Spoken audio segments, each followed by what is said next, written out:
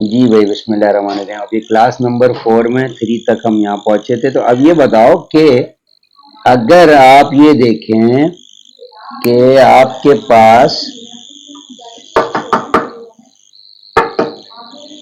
अगर आपने ये देखा कि 2x सेंटर पे एंगल था और सरकमफेरेंस पे x है, तो अब मैंने आपसे पूछा कि ये 2x के पीछे की जानिब क्या एंगल है। तो कितना बताया आपने मुझे? क्योंकि देखो ये पूरा राउंड है कि ये पूरा राउंड आप घूमे हो, ठीक है ना।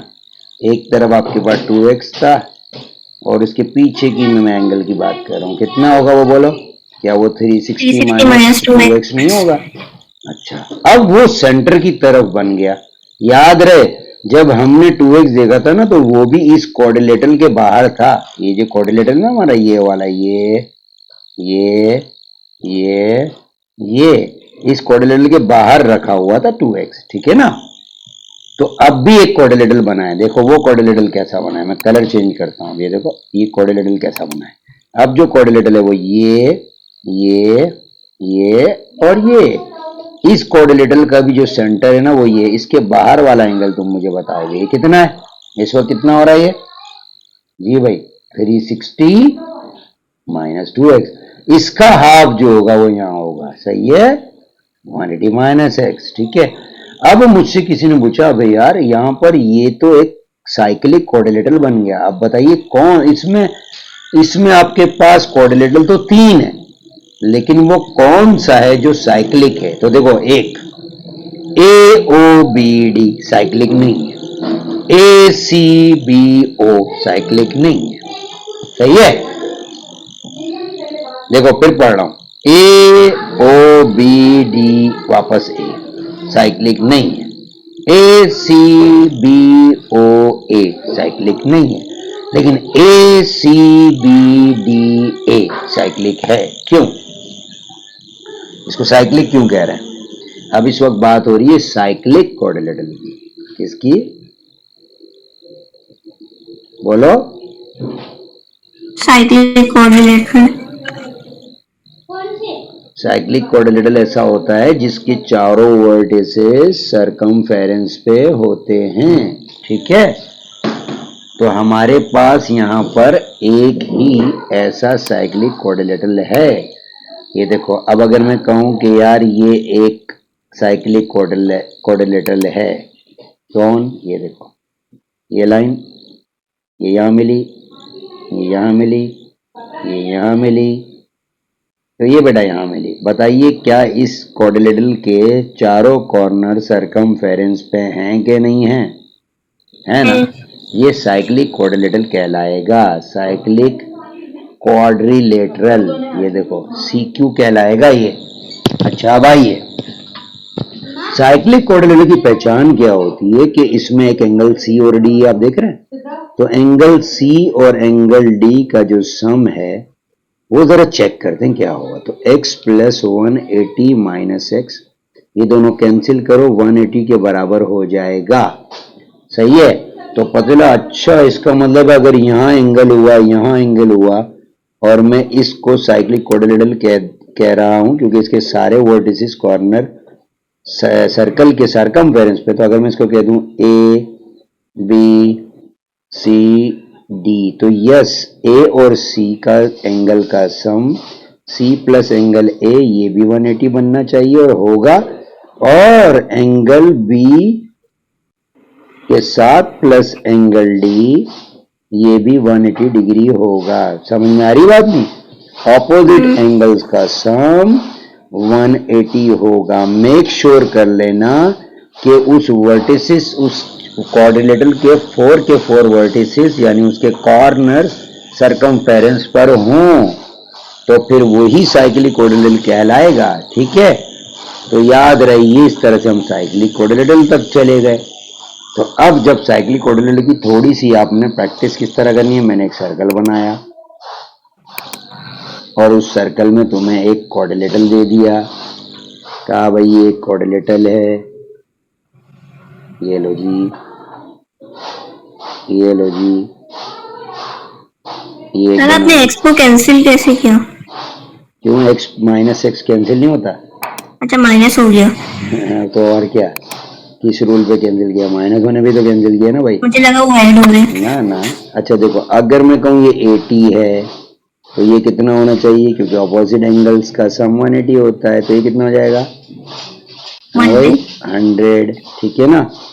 अगर ये आपका हुआ 70 तो ये कितना होगा?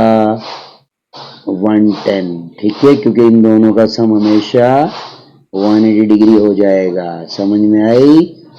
याद रहे कि साइड क्वाड्रेंट में ऑपोजिट एंगल्स का सम 180 होता है। समझ में आ गई?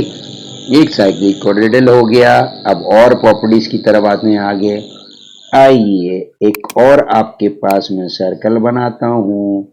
इस सर्कल पे कुछ टेंजेंट हमने देखो अपनी पहली क्लास में भी टेंजेंट के बारे में भी पढ़ा था। देखिए एक पॉइंट था, एक लाइन थी जो सर्कल के आउटसाइड से सिंगल पॉइंट से गुजर रही थी, उसको टेंजेंट कहते हैं।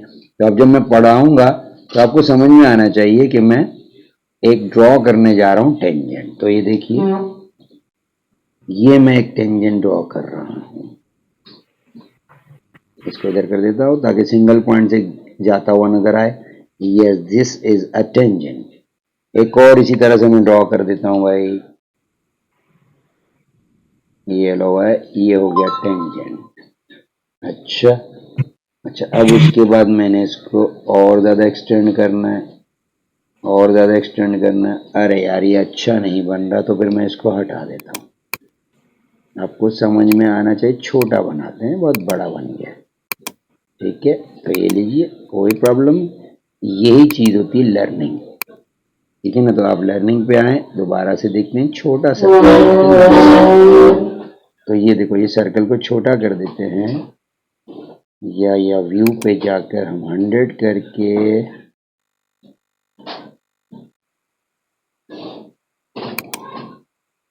ये 100 पे आते हैं, इसको छोटा कर लेते हैं, साइज ही छोटा हो गया। अब आपने यहाँ टेंजेंट बनाना है, ये टेंजेंट बनाया, ठीक है, ये बन गया टेंजेंट। ये पर मैं बिल्कुल ही परफेक्टली टेंजेंट बना रहा हूँ इस वक्त। ये फिर आपने टेंजेंट बना दिया, ये लीजिए, बेहतरीन हो गया। अब आपने जब ये टेंजेंट 2 बना दिए, ये टेंजेंट बन गया। मजे की बात है, आपको सर्कल की प्रॉपर्टी भी पता होना चाहिए कि ये अगर सेंटर O है तो जो रेडियस होता है ये टेंजेंट के साथ हमेशा 90 डिग्री बनाता है। इसका भी प्रूव होता है, लेकिन आपके पास वो प्रूव आपको करना नहीं होता। याद है, the radius is always 90 degree at the tangent. आपको ये लग रहा होगा मैंने ये इतनी परफेक्ट टेंजेंट्स तो नहीं बने हुए, सर्कल ही थोड़ा सा ओवल सा हुआ है, बट आपने यहाँ रियलाइज करना है कि ये जो रेडियस है ये टेंजेंट पे परपेंडिकुलर है। अब अगर मैं इस पॉइंट को A कह दूं, इसको B कह दूं, इसको T कह दूं, तो याद रहे मजे की बात, ये एक बीच में काइट सी बन गई है, और ये डिस्टेंस हमेशा इसके बराबर है, यानी AT डिस्टेंस BT डिस्टेंस के बराबर होगा। याद रहे कि जो टेंजेंट्स होते हैं, अगर 2 टेंजेंट्स बना दिए जाएं तो वो दोनों लेंथ में इक्वल होंगे जब वो एक दूसरे को इंटरसेक्ट कर लेंगे। तो ठीक है, तो उनकी लेंथ बराबर हो जाएगी, यानी A से T तक और B से T तक ये लेंथ इक्वल हो जाएगी। अब अगर मैं बीच में एक एंगल बाइसेक्टर बना दूं, तो भाई ये जो काइट है, ये काइट के बीच में से उसका लाइन ऑफ सिमेट्री तो होती है, तो O से T तक लाइन ऑफ सिमेट्री हो जाएगी काइट की। तो इस तरीके से ये एक राइट एंगल ट्राइंगल ऊपर बन गया है ना भाई, एक नीचे बन गया, और लाइन ऑफ सिमेट्री OT है, तो इस हिसाब से ये एंगल इसके बराबर होगा। सिंगल आर्क लिखी है मैंने, और ये डबल आर्क, ये डबल आर्क के बराबर होगा। तो इस तरह से ये प्रॉपर्टी भी आपको पता होनी चाहिए, जिसमें हम टेंजेंट्स, प्रॉपर्टी ऑफ टेंजेंट्स है, जिसमें हम एक काइट फॉर्म करते हैं और फिर बहुत से एंगल्स के रेफरेंस होते हैं। यहाँ आप इसको लिख लो, the property of tangents on the circle. तो इससे आपको बहुत सी चीजें मिलेंगी। यूं लिख लो, टेंजेंट्स ऑन अ सर्कल। एक सर्कल पे टेंजेंट्स थे, क्या हुआ उनका?